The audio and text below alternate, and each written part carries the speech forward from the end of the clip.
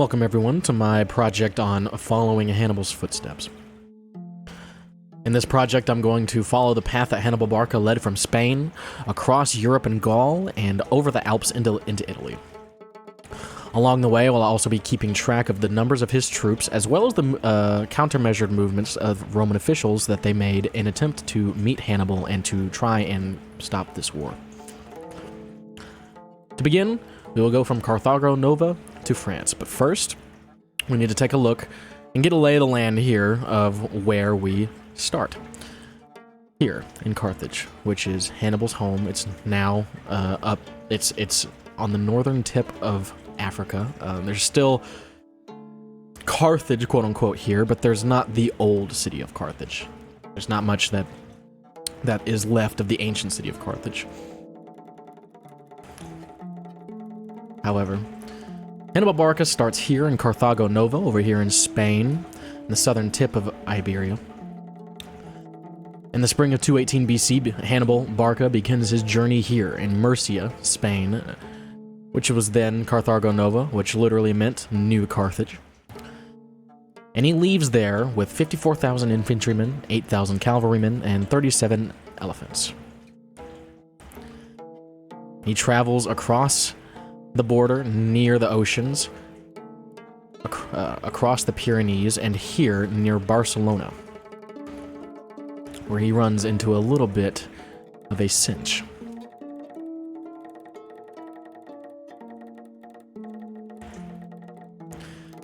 Here, Hannibal finds some Roman allies here in Iberia. While Rome did not have direct control of the land or the places or the peoples out this far away from Italy here, and that wouldn't happen for a very long time, there were still Roman allied places and Roman allied peoples, and Hannibal found a sect of them here, where he had to squash an incursion, and he left behind some of his men to make sure that nothing like this happens again while he's out.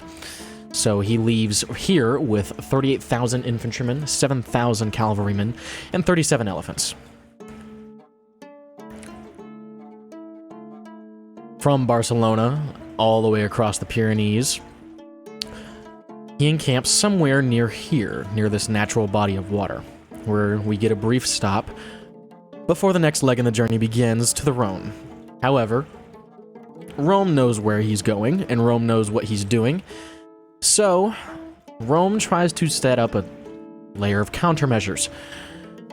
Scipio, Publius Cornelius Scipio, and Tiberius Sempronius Longus were sent as a two-pronged attack, or a two-pronged strategy, rather, where Scipio would be sent to try and intercept Hannibal in Gaul and to get him to turn around, and Longus's journey we'll talk about in just a moment.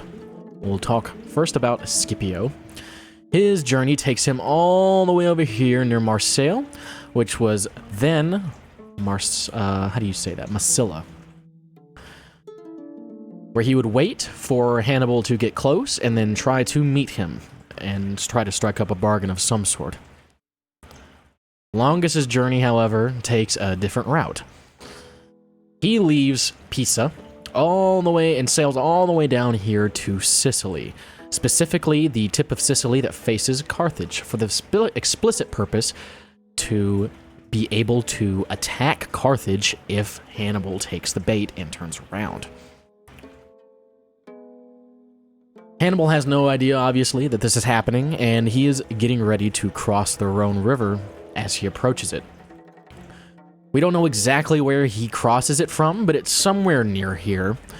Hannibal meets the Rhone River, and on the other side, he finds yet another group of people that are Roman allies, and they are not intent on letting him cross.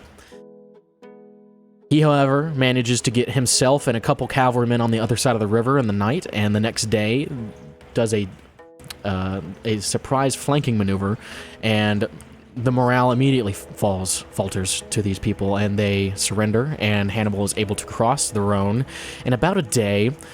However, it takes him another day to get the elephants across the river. Once he crosses, a little bit of an awkward moment happens, where Hannibal sends out a scouting party, and because Scipio is also awaiting Hannibal, he also has a scouting party out, and their scouts run into each other. Each respective party runs back to their respective leader, and now they both know of each other's presences. Hannibal, not wanting to fight here, immediately starts moving, and Scipio decides that he needs to hightail it to meet Hannibal and talk to him. But once he reaches about this northern tip of this path here, he realizes that Hannibal's moving, and this is a wasted effort. So he turns back around and heads back toward Massila, wherein he turns back around once again and leaves for Rome. He heads all the way down this coast here, towards the bottom of the Alps here, to cross into Italy and get back to Rome, near modern-day Bologna. Scipio rushes back to Italy about here, where he awaits for Hannibal's imminent invasion, because that is all that he can do at this point. But the big thing that's up for debate is which route did Hannibal take to Italy through the Alps? It's a little bit convoluted, and because the Alps is so large, and because the descriptions that he left behind are not in deep detail enough, we have a general idea, but not a concrete one route way that he took. But we can extrapolate some hints through the geological data as well as some of the written accounts of his surroundings. This is what our projected pathing looks like for Hannibal here. One seems to go a little bit farther south, and it culminates at one very popular point of interest here called Col de Traverset. Col de Traverset has been a proposed route that Hannibal took across the Alps. Analysis of the sediment here finds that there was microbials, which are found in the guts of horses and animals, as well as the evidence of the traversing of thousands of humans and animals over time. But because we have no idea of whether or not this was Hannibal or just some other Gallic people or Romans, we can't say for sure. Another projected path is slightly north. Here, whenever our camera resets, up at the Col de Montgenevere, you'll notice how it kind of diverges from this path to this path. We'll go ahead and take a quick look.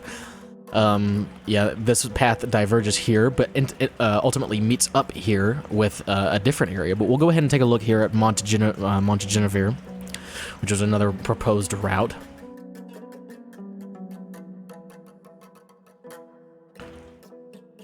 In the area surrounding it.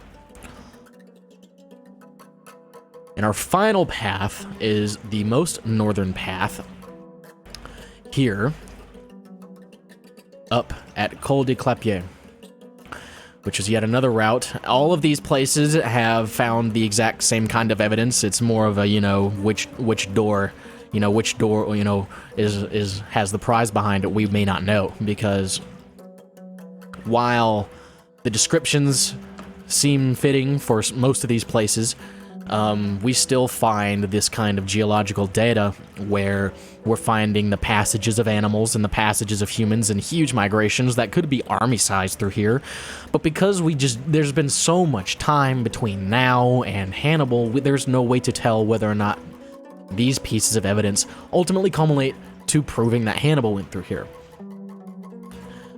But Hannibal does make it into Italy across the Alps through one of these three projected pathways, and he makes it through alive. But he does sustain heavy losses along his journey due to ambushes and natural dangers such as people falling off cliffs and animals falling off cliffs and holes in the snow that just lead down into deep ravines to never be seen or heard from again, exhaustion and just temperature, because it gets cold up there. Hannibal entered the Alps with 38,000 infantry, 7,000 cavalry, and 37 elephants. Hannibal emerges with 26,000 infantry, 6,000 cavalry, and 37 elephants. Definitely a lot lighter load than when he went in.